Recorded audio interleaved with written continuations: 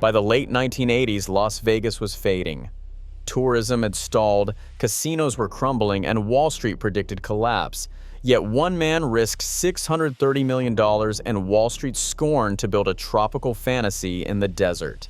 Against every prediction, the Mirage didn't just survive, it remade the Strip, setting off an arms race of spectacle and luxury that defined a generation. But what really forced Vegas to gamble everything on a single hotel, and why did it vanish the moment its era ended? This story begins with the BET that changed everything. Las Vegas entered the 1980s riding the last wave of its golden age, but the momentum did not last. By 1982, hotel occupancy dropped below 80% for the first time in over a decade, and the city's reputation as a recession-proof playground had faded.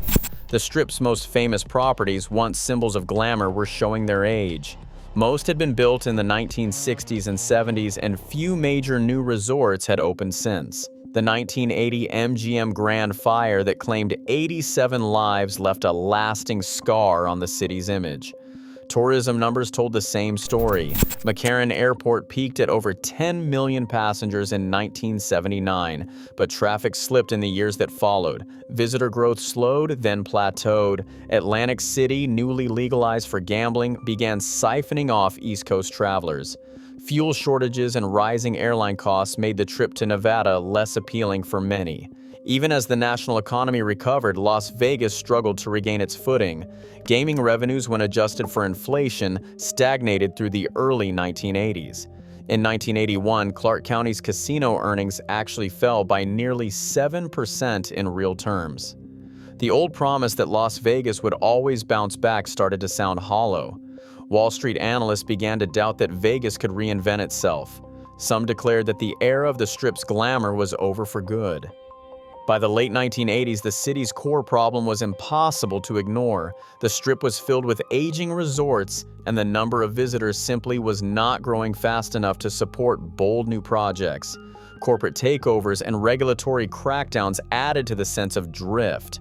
The city's leaders knew that without a dramatic new vision, Las Vegas risked becoming a relic, overshadowed by newer destinations and stuck in its own faded nostalgia. The need for something radical was no longer up for debate. The question was whether anyone would dare to try. Steve Wynn walked into the boardrooms of Wall Street with an idea that sounded more like fantasy than finance. He proposed a $630 million hotel and casino in the middle of a stagnant strip, funded almost entirely by borrowed money. The sum was staggering. No Las Vegas project had ever come close. Traditional banks refused to touch it.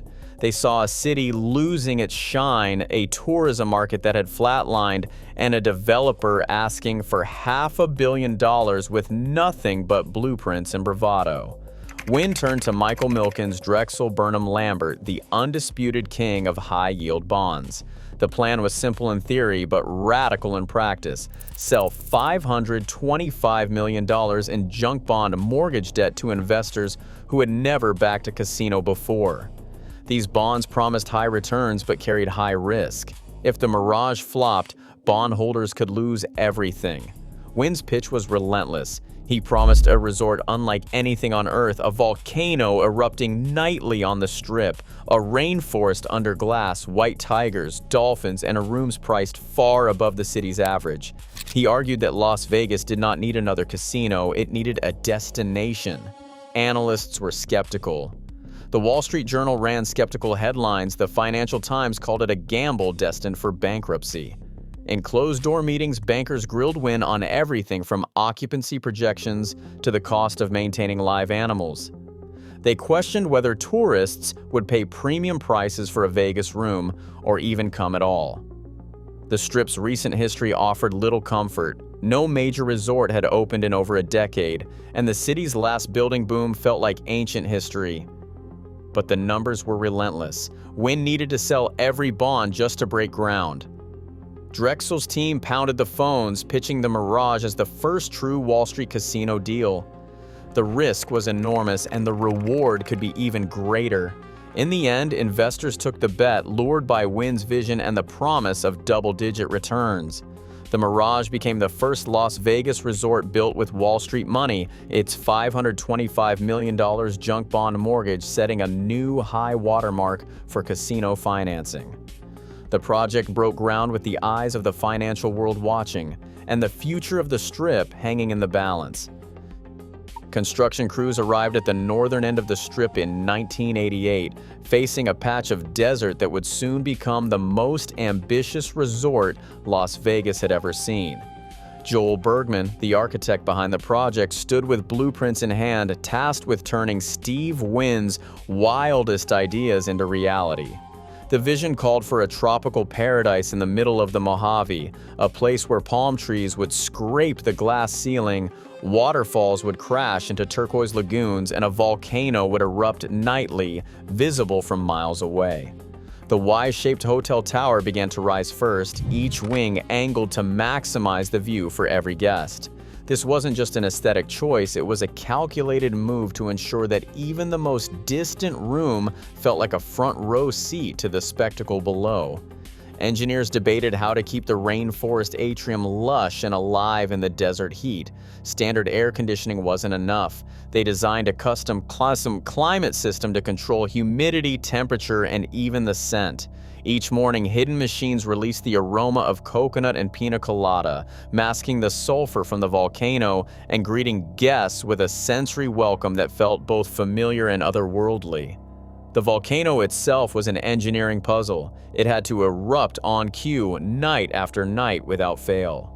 Designers experimented with gas jets, water cannons, and fireproof rockwork, running dozens of prototypes in a backlot before settling on a system that could shoot flames 40 feet into the air and send water cascading over the lagoon. Each eruption drew crowds to the sidewalk, stopping traffic as visitors and locals alike watched molten lava pour down the artificial slopes. Inside, the atrium stretched nearly 100 feet high, filled with real palm trees trucked in from Florida and waterfalls that never stopped flowing. The sound of rushing water echoed through the lobby and the air shimmered with humidity, a sharp contrast to the dry, buzzing Strip outside. The rainforest was more than a decorative flourish. It was a statement that Las Vegas could offer not just gambling, but escape. Beyond the rainforest, the construction team tackled the logistics of housing live dolphins and white tigers.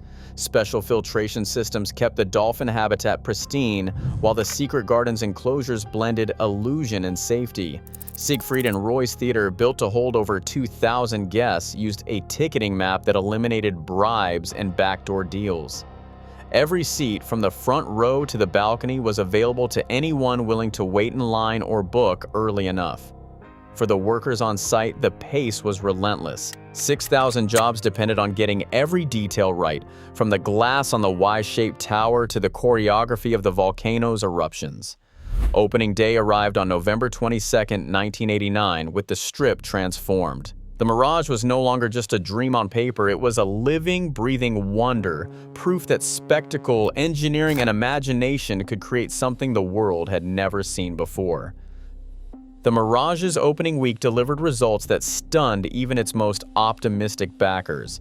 Within days, every room in the 3,000-room tower was sold out, at rates far higher than any other property on the Strip. Night after night, the casino floors buzzed with activity. The resort's restaurants, showrooms, and shops drew crowds who spent freely, not just on gambling, but on food, entertainment, and experiences.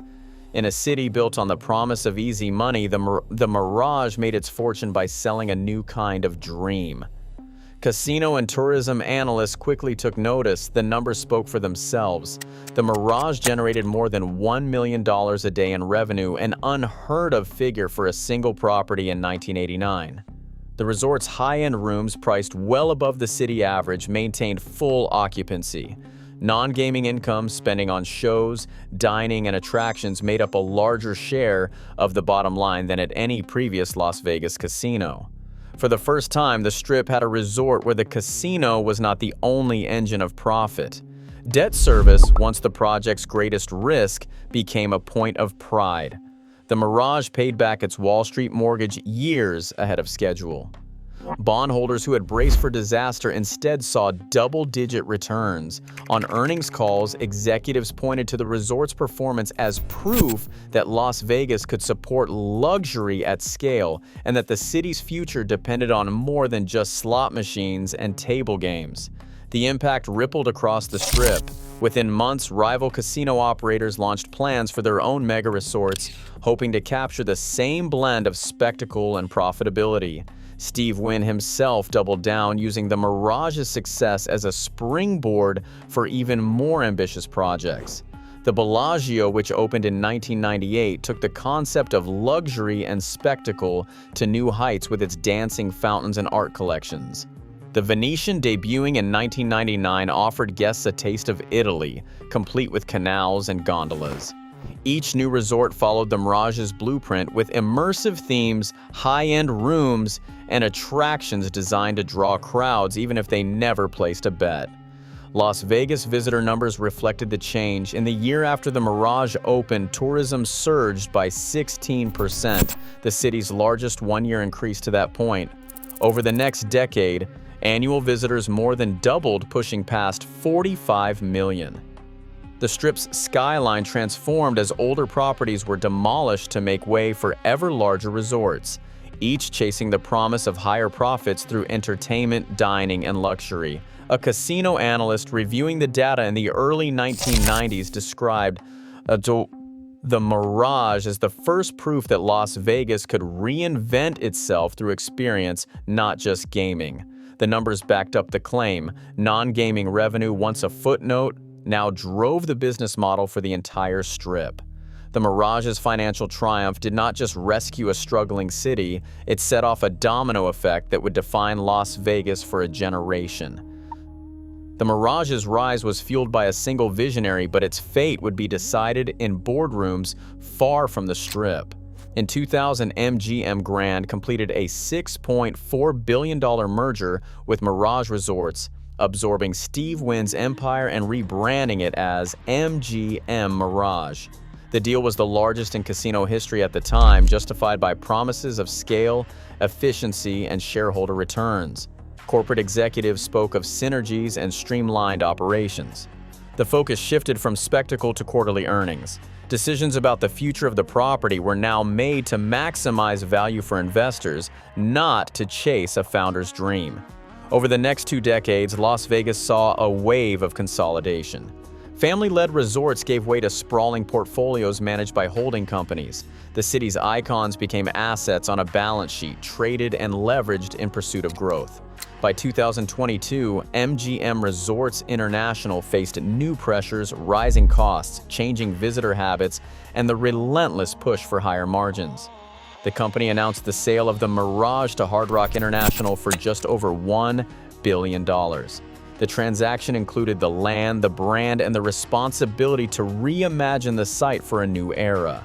A corporate spokesperson framed the move as a strategic realignment, freeing up capital for MGM's other projects and delivering value to shareholders. For Hard Rock, the appeal was clear: a prime Strip address and the chance to build a new flagship. The Mirage's legacy became a line item in a press release. Its future was no longer shaped by a single vision, but by the logic of the market. The Strip, once defined by risk-takers and dreamers, now answered to the demands of global brands and institutional investors. In July 2024, the Mirage closed its doors for the final time. On the casino floor, the last slot jackpots rang out.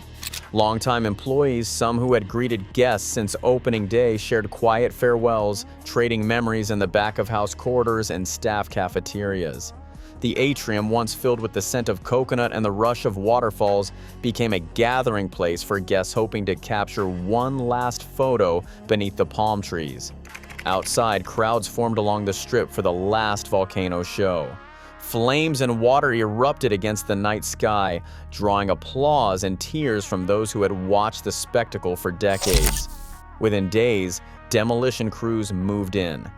Chainsaws cut through the rainforest, removing palms that had stood since 1989. The volcano, once the beating heart of the property, was reduced to rubble. The familiar glass dome of the atrium, Las Vegas's tropical oasis, disappeared behind construction fencing. Permits filed with Clark County cleared the way for the transformation. The site would soon be home to a neon guitar-shaped tower, a new hard rock flagship designed for a different era. For many employees, the closure felt like losing a second home. Dealers, housekeepers, and show technicians spoke of lifelong friendships and the pride of working at a place that once set the standard for hospitality. Some wondered what would happen to the dolphins and tigers that had drawn crowds for years, raising questions about animal welfare and changing attitudes toward entertainment. For visitors, the end of the Mirage was more than the loss of a building. It was the erasure of a shared memory, a place where generations paused on the sidewalk, watched fire erupt from stone, and believed, if only for a moment, in the magic of Las Vegas. Las Vegas now draws over 45 million visitors a year, but the soul that once reimagined the Strip is gone. As founder-driven vision yields to corporate spectacle, the city trades risk for routine and magic for margin. The question now isn't what's next, but whether true reinvention can ever return. The real gamble is forgetting how it felt to dream bigger. Share your memories or thoughts below.